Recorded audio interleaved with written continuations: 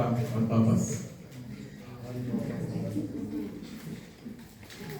Give me oil in my lamp, let my light never be dim. Keep it burning until the return of the King. Africa on purpose. This is a call for acceptance. This is a call for rejection. And this is a call for to be ready for what is to be next. Africa on purpose. When I say Africa on purpose, I mean two things. Reason for being, number one, and number two, relationality. Most people in this room take Africa as their home. It's a place of belonging, a place of peace, it's a place of joy. But for most people outside this room, they take Africa, basically, historically, Africa has been a place for extraction. We are looking at Africa, they are looking at it as a place for resources, a place for their benefits, and a place for their construction and development. So, how is Africa benefiting? This is something that we need to ask ourselves. Africa on purpose. One thing that we need to all get is Africa is well endowed. We have all the resources, we have all the manpower, we have all the skills that we need, but something is still missing. Africa on purpose. If I'm taking into context, more than 18% of the world population is from Africa, but Africa only contributes about 4% to the global GDP. Africa has the world's largest youth population, but most of them are either unemployed, or unemployable.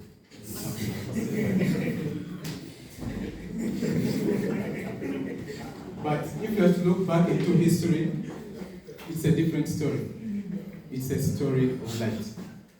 Look at civilization, look at mathematics, look at literature. All this dates back to Africa. You can ask the Egyptians, you can ask people from Zimbabwe, you can ask those from Mali. Even anthropologists tell us modern culture, such as dance, Akabway, has its roots from Angola and Ghana. So Africa has really contributed to the world stage, and this is eternal. But something is still missing. We need to ask ourselves why. We are very dependent, and this is something that has made us very vulnerable as Africa. Why Africa on purpose? With just a swipe of a pen, oil prices will go high, and because some people decided just go and start a war, food prices will go high, and most Africans won't be able to afford that price increase.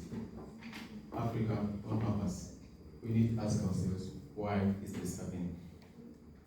Purpose, purpose, purpose. What is our reason for being? What is our place in the world stage? And how can we sustain our being without being vulnerable? This is something that we need to discuss about. Africa on purpose. I see we have tech leaders in the whole of this room. We are the people that are supposed to be deciding the future of Africa. Purpose, purpose, purpose. The second facet of Africa on purpose is intentionality. I need oil in my lamp. I need to be ready for what is next. Purpose alone is not enough. This needs to be combined with experience. It needs to be combined with intention. How do we do that? And that's where project thinking comes into the picture. It's well known that Africa, we have great ideas, we have great policies, we have great plans. Look at the agenda Africa 2063. Nothing will ever happen unless execution happens. This is something that is still missing. So as Africans, why is project management into all this? We have people that call themselves project professionals, are inclusive, but only 1.34% is certified. We have a very big problem. We cannot take use of our resources if we are not good project managers. Africa on purpose. And it's people like the Titans in this room that are supposed to be leading these projects, leading them with purpose and leading them with intention. This is something that is still missing. It's a linking piece in our involvement as Africa. So, intention. Why is intention very necessary in the whole of this conundrum? With intention, it helps us to work as a group, work with purpose. With intention, we shall go very far. Africa on purpose. So, one with us, have we started really late as Africa? No, we haven't. Taking an example of Techy talkers, 10 years ago, some volunteers sat down and basically decided to start Techy talkers. And over this sempiternal period, a lot of us have got benefit from it. One of those volunteers is someone I take as a mentor, a person, a giant basically, on whose shoulders that we as a club here are standing. This is Lulu, the student success manager. And that's how we lead. Intention is about growing as a group.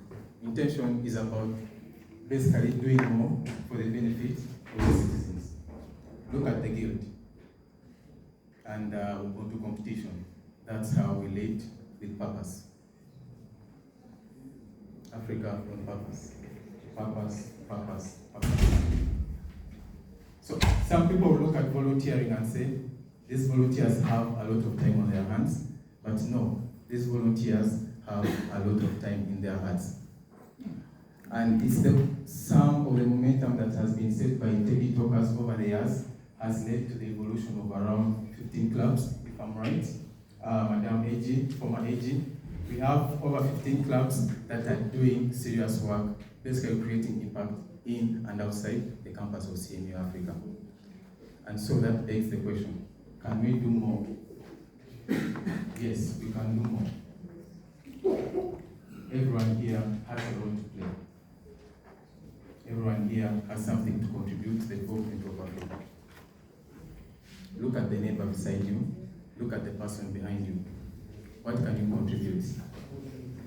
We are the oil, we are the light, we are the purpose. Thank you very much.